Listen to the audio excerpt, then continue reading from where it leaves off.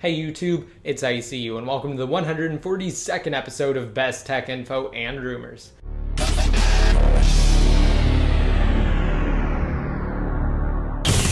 Alright, and before I begin, I just want to say that some of you may have noticed that this is my 500th video uploaded to this YouTube channel. And also, my videos are about to reach 59 million cumulative views. And that's absolutely incredible. So thank you guys so much for your continued support through all of these videos. I hope you guys like them, and I hope you guys continue watching. Alright, and with that said, I'll also discuss another giveaway I'm going to hold specifically for my 500th video. So just stick around for that towards the end of this episode. Alright, and first up in the news, according to a new report from the Chinese site WeIPhone, Apple will allegedly enhance the screen of the iPhone 5S in a rather significant way, effectively doubling the pixel count to roughly 1.5 million. Additionally, the report suggests that the iPhone 5S will feature a narrower side bezel, although it's unclear how Apple will go about engineering such a device. The report is also vague on details pertaining to how Apple will achieve a display with double the pixels of the one found on the iPhone 5, as every feasible solution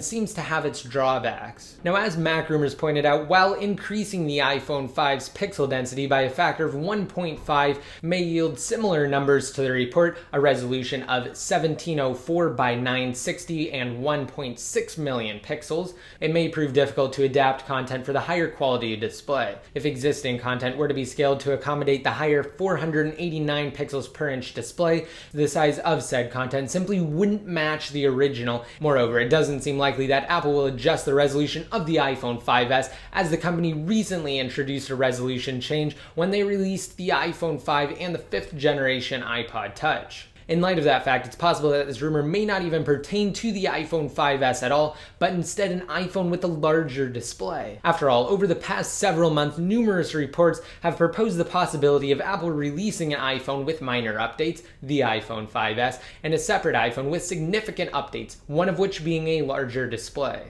Now, with that and the higher pixel count in mind, it's certainly possible that the device will maintain the same pixel density as the iPhone 5, allowing for Apple and developers to easily adjust their visuals to accommodate the larger display. Now, although a phablet-sized iPhone is just one possibility, be sure to stay tuned to this series, my YouTube channel in general, and Best Tech Info. I'll keep you guys completely updated on anything and everything iPhone related. Alright, next up I want to discuss some new details in the world of jailbreaking. So to do that, I'm going to refer to an article from Evasion Jailbreak that I'll have linked to down below in the more info. Before I go over though, as I'm sure most of you are already aware, when Apple released iOS 6.1.3 to the public, they effectively patched a number of vulnerabilities that the Evasion Untethered Jailbreak utility exploited to achieve an untethered iOS 6 jailbreak. So unfortunately, newer devices on 6.1.3 and even the iPhone 5 on 6.1.4 are not currently able to jailbreak.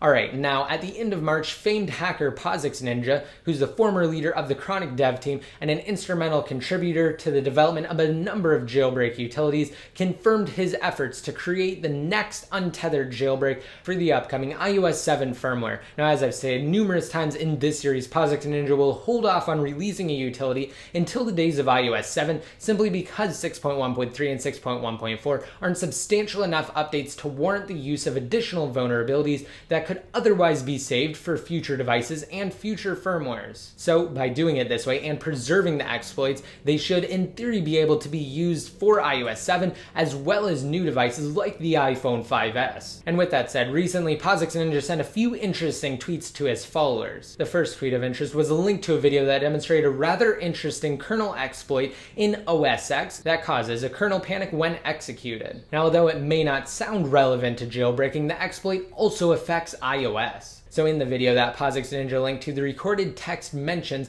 that they also discovered another vulnerability that doesn't require root access to function, meaning it will be useful in the development of a jailbreak utility. And other tweets between POSIX Ninja and one of his colleagues reveal that they've discovered 3 new vulnerabilities in total. And the last thing of interest from POSIX Ninja is one of his more recent tweets, in which he states that he has to, quote, finish up code signing exploit and iOS 7 will be mine. Although this news won't yield any immediate results, it does prove that POSIX Ninja is continuing to pursue his efforts to ensure the future of jailbreaking. And just to give you guys a really quick summary, every single iDevice on iOS 6, 6.0.1, 6.0.2, 6.1, 6.1.1, and 6.1.2 can successfully jailbreak using evasion. Now this is an untethered jailbreak, which means you don't have to plug it into your computer and rerun a certain portion of a utility every time it powers off and you need to reboot it. However, if you do upgrade to 6.1.3, the only devices that can jailbreak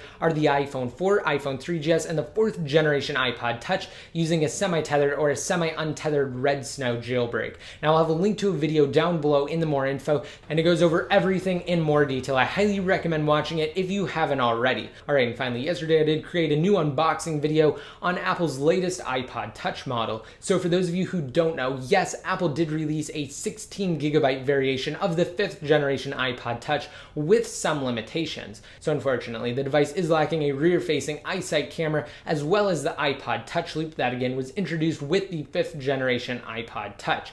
If you want the camera and the iPod Touch loop, you'll have to spend the extra money to either get one of the 32 or 64GB capacity models. And in my unboxing video, a lot of people didn't understand the point and why anyone would get it. Well, Apple did discontinue the 4th generation iPod Touch and replaced it with this lower end entry-level 5th generation iPod Touch for $229. So instead of spending $299 for the 32GB 5th generation iPod Touch, you could go into an Apple store and spend $229 on the 16GB model. And if you want an extra chance to enter into my $100 Amazon gift card giveaway, then just be sure to go to that video, rate it up, and leave a relevant comment in the comment section. Which brings me to my next point, which are the 2 giveaways that I'm currently holding. So in lieu of this being my 500th video, I'm going to give away another $100 Amazon gift card once this video reaches 2,500 comments and 1,000 likes. And when that milestone is reached, I'm going to leave the code for the $100 Amazon gift card in the comment section of this video.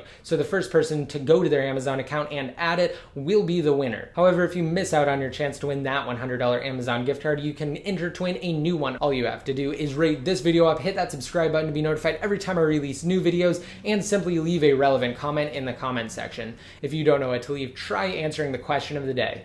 Do you think it was a mistake for Apple to leave out the iSight camera in the 16GB version of the 5th generation iPod Touch simply to bring its cost down? Again, let me know in the comment section or on Best Tech Info. And as always, to be updated more often, just be sure to like me on Facebook, follow me on Twitter, and add me to one of your circles inside of Google+. And until next time, this is ICU signing out.